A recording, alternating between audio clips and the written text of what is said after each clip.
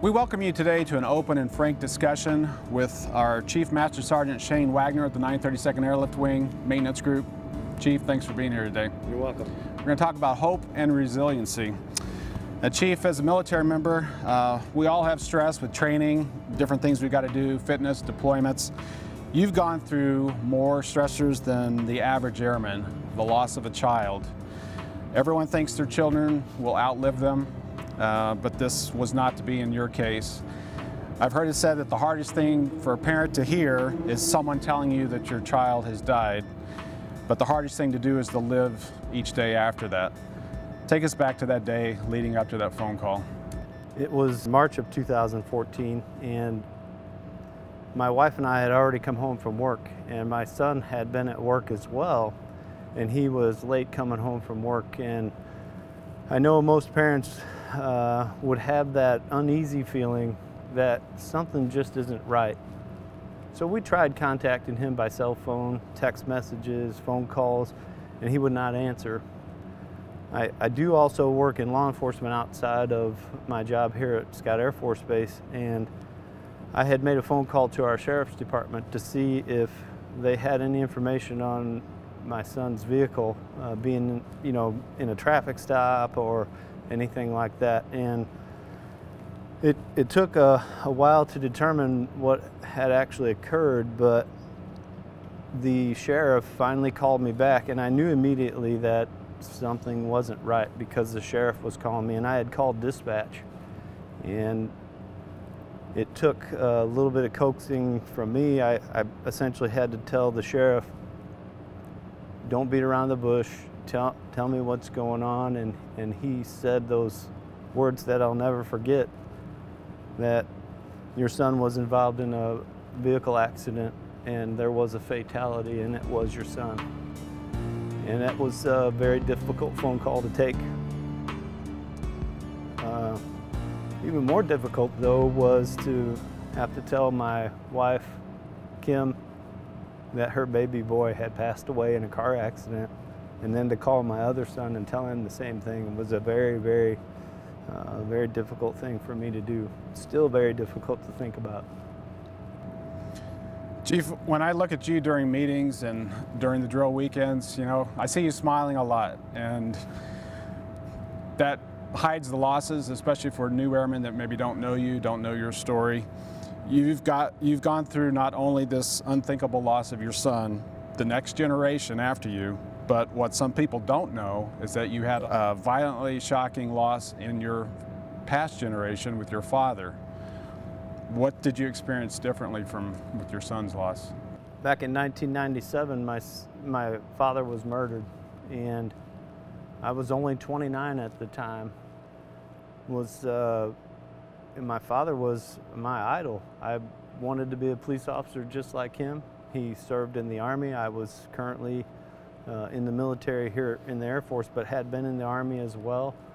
And to hear that your father was murdered was a very difficult thing for me to process. What do you do from that point on? I'll never forget it. My sister called me and said, he's dead. And I didn't know who she was talking about. And of course, she was able to tell me that my dad had been killed, and of course I started to cry and try and figure out what happened.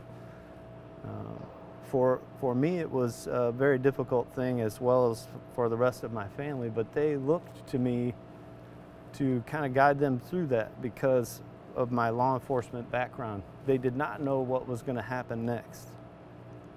One of the things that I told them was that we're all suspects, because they had no clue who had done it. And it took several months for them to determine that. And it was a very stressful time, for sure. Figuring out how to handle the affairs that my dad had. He had appointed me executor of his estate. Trying to figure that out while going through an investigation, trying to prove that you're not the culprit. To then finding out who did it and then going through the trial phase was a very difficult thing. Very, very difficult.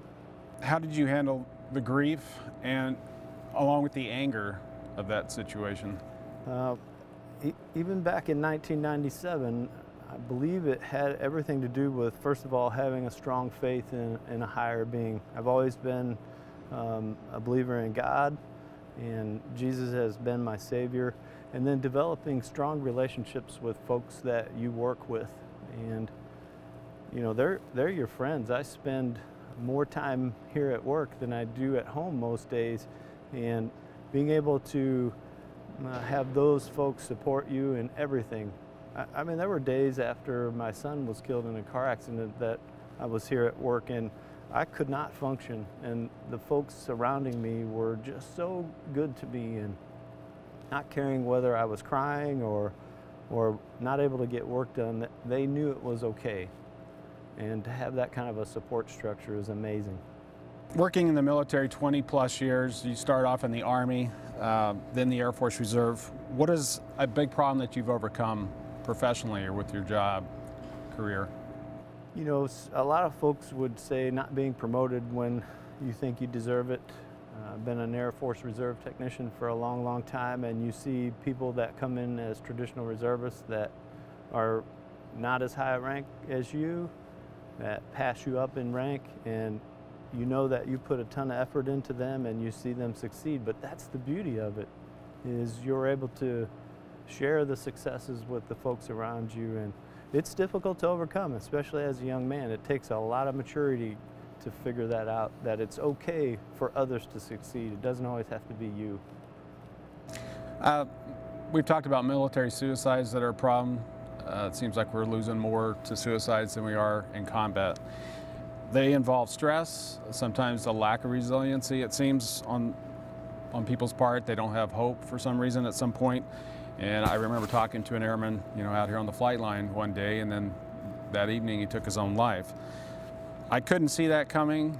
You know, we don't always see it physically in people's faces. How could a person get beyond a suicidal problem of the moment? It's, you know, all of the things that I've gone through were not easy. I knew that there was purpose for me, that suicide wasn't the answer. I knew that there was more to it than ending someone's life, specifically my own. I had more to accomplish. It is not the final solution. A lot of people think that it is, but it is not. You leave in the wake of a suicide many, many other hurt people and things left undone. So suicide isn't the answer. There's so much support out there in the Air Force, the folks that you work with. We have resources in the wing that can help you through those stressful times. It doesn't have to be the death of a child, the death of a father or parent or brother or sister. It could be very simple stressors, not being able to make it to the UTA on time and supervisors being disappointed in you. You can get through it. It's possible. You just have to vocalize those things, and hopefully your leadership will be willing to understand maybe the stressors that you're going through. There's help for you. Finally, Chief, what would you say to our military folks, our civilian friends out there in the community? How can they get through a storm of life? Maybe they're right in the middle of it right now, or maybe it's a storm that's coming that they don't know it's coming. How can they get ready for that? How can they get through the storm? I don't know that you can prepare for it necessarily, other than being organized, having your affairs in order, but I think it comes down to developing relationships with the folks that you work with, your supervisors, and making sure that you understand what's required of you, and planning as best that you can. But when something does happen, is to rely on others to help you. You can't do this by yourself. It's impossible. Nobody can accomplish the goals that the Air Force wants of you, that you want of you, by yourself. You have to have help. And relying on resources in the wing, relying on the resources that are surrounding you is the way to go through those things, come through it on the other side, and be productive. Thank you, Chief. I appreciate you sharing your day with us. We're going to put up a couple numbers here for people to get help if they need that at any time. So appreciate your time today. Thank you.